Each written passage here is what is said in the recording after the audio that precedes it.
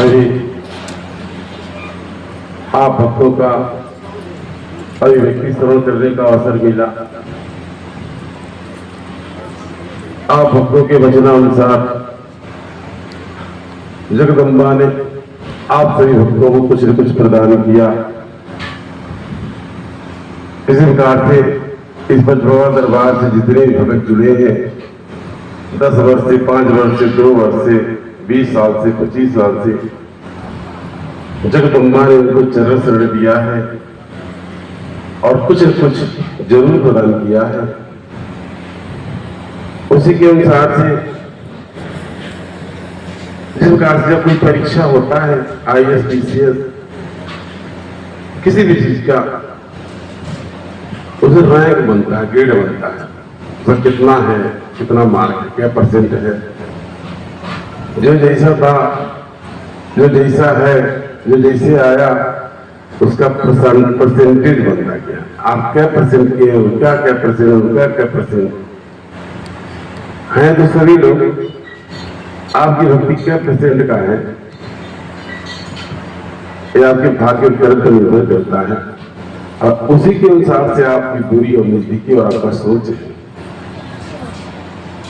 मेरा आप भक्तों से यही अपेक्षा है, थोड़ा आप अपना सोच बदल लीजिए दरबार के प्रति, धर्म के प्रति। आप अपनी सोच को बदल लेंगे, ध्यान बदल लेंगे, एक अपनापन दरबार के प्रति अगर आप जोड़ लेंगे तो शायद दरबार में विकास होगा, विकास की गति तीव्र हो जाएगी।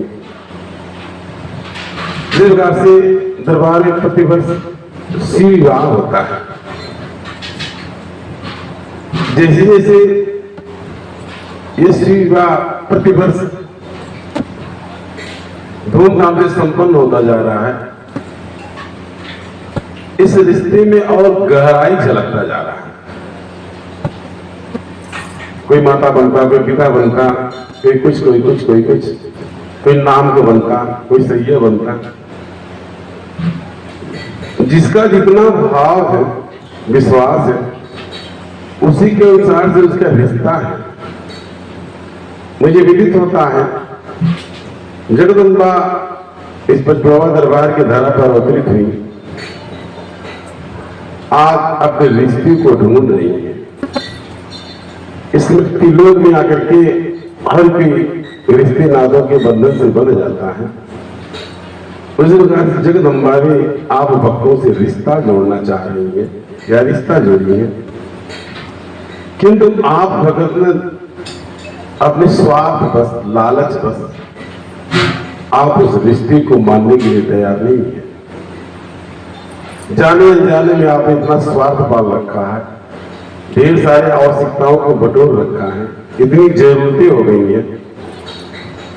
उन जरूरतों को पूरा करने के लिए आप दरबार में हाँ नाई के चक्कर में फंसे।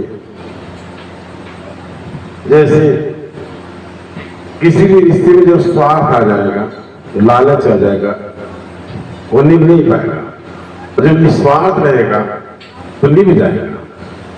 तो जगदम्बा आप भक्तों से रिश्ता जोड़ रहे, गुरु रूप में, शिष्य रूप में, पुत्र रूप में, भगत रूप में। तो अपनी स्वार्थ बन जाएगी, तभी जाकर संभव। कोई जरूरी थोड़ा कि जो मांगे को मिल ही जाएगा। एक और धारणा भक्तों को देखने को मिला, जैसे अभी नवरात्रि में जगह जगह जगदम्बा की प्रतिमा स्थापित की गई, बड़ा सा सम्मान जगदम्बा को ढोल नगाड़े के साथ जयकारा करते हुए पंडाल में स्थापित किया गया। इसके ऊपर 9 दिन 10 दिन तक पूजा करने के बाद में पुनः ढोल नगाड़ा या जयकारे के साथ, सम्मान के साथ जाके पुल पर से ढकेल आए। ऐसा क्या था, जब किसी मूर्ति कारखाने से माता जी आई, स्थापित हुई, उनके आगे भगतवा गिर आया, रोया, दुपड़ा सुनाया, और ऐसा क्या समाप्त हो गया तो पुल पर से गिरा दिया, ढकेल दिया, गिरा दिया, विसर्जन कराया। ये तो विश्वासवत है, अपना खुद का विश्वासी तो है।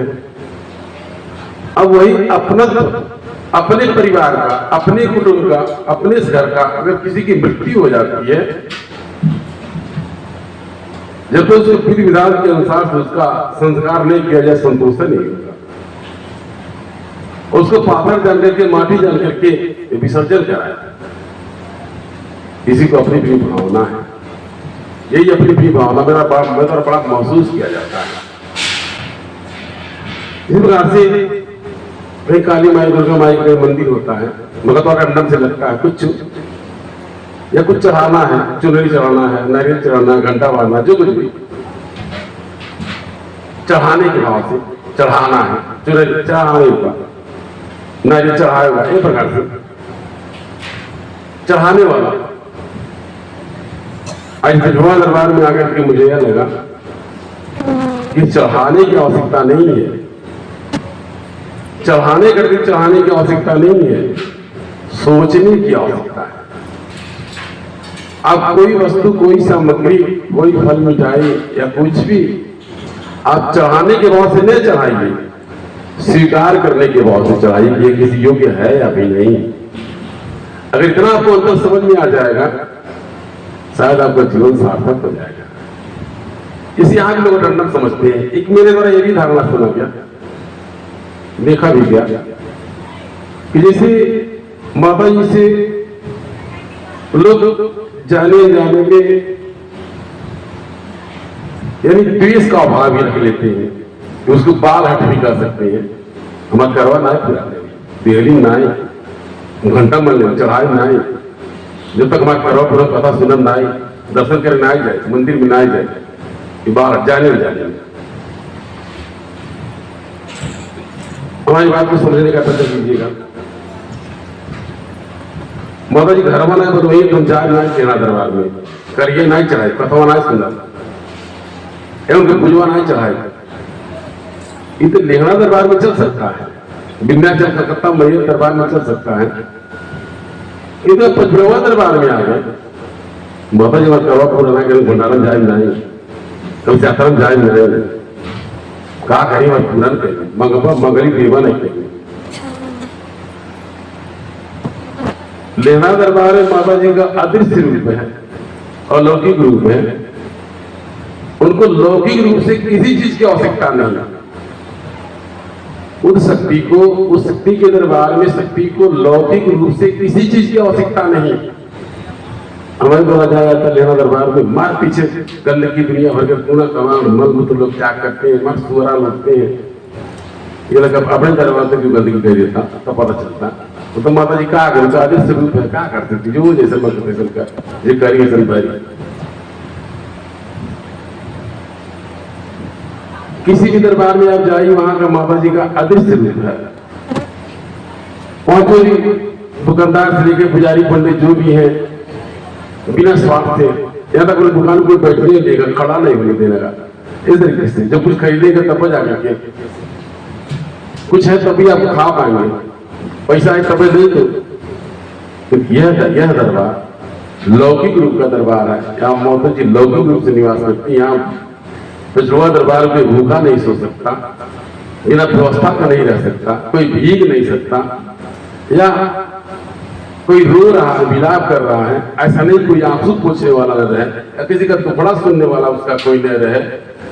ये लौकिक रूप का है, प्रत्यक्ष रूप का है। वहां अप्रत्यक्ष वहां चल सकता है कि यहाँ तो आवश्यकता है, एक दूसरे को आवश्यकता है, एक दूसरे के पूरक है। अन्य जगह पर आप बाल हट करते हैं, ठीक है, आप यहाँ जिम्मेदार हैं। जैसे मान लीजिए रीता माता भी हमारे मन में आ जाए, रीता माता ने क्या भी दिया।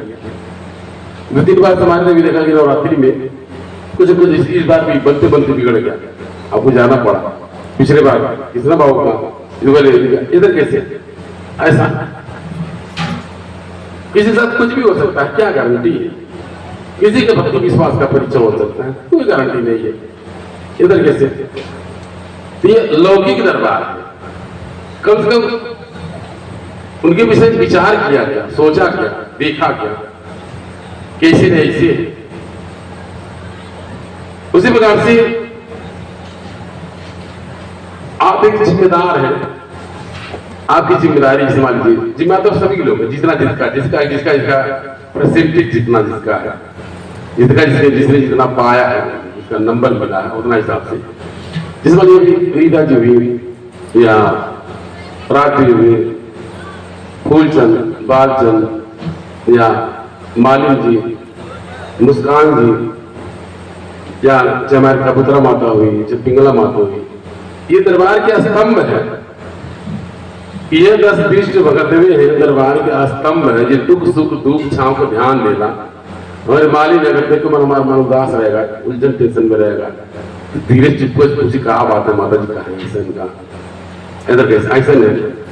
तो अगर हमारे 10-20 लोग इनके मन में एक बाल हट रहा जा, माता जी पूरी बीमार करवा ना पूरा देहली ना कहली ना, यहाँ तो आपकी आवश्यकता है, एक दूसरे को आवश्यकता है। आपका जगह निर्धारित है, सुनिश्चित है, आपकी फिक्स ड्यूटी है, आप अपनी ड्यूटी को निभा रहे हैं, यहाँ तो नहीं चलेगा। इतना तो आपको सोचना पड़ेगा, इस दरबार में दरबार पर इतना तो सोचना पड़ेगा। आप स्तंभ है, आपकी दरबार में आवश्यकता है और आपको माता जी की आवश्यकता है और धर्म काज के लिए आपकी आवश्यकता है, तो आपको समझना पड़ेगा।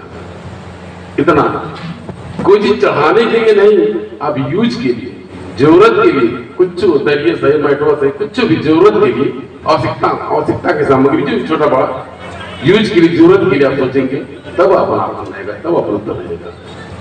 अब बाहर से आप कुछ कर दीजिए, ठीक है, कि जब तक लौकिक रूप से कुछ नहीं करेंगे तब तक वो सफल नहीं हो पाएगा। जिस उद्देश्य को लेकर जो माता जी पचरवा दरबार में आएंगे, तो कहने का मतलब आज जगदम्बा आप कुछ रिश्ता जोड़ना चाह रही है, आप जन भगत के भाव से, पुत्र के भाव से, दास या चाकर के भाव से, गुरु या शिष्य के भाव से आप जुड़ जाइए और समझने का प्रयत्न कीजिए।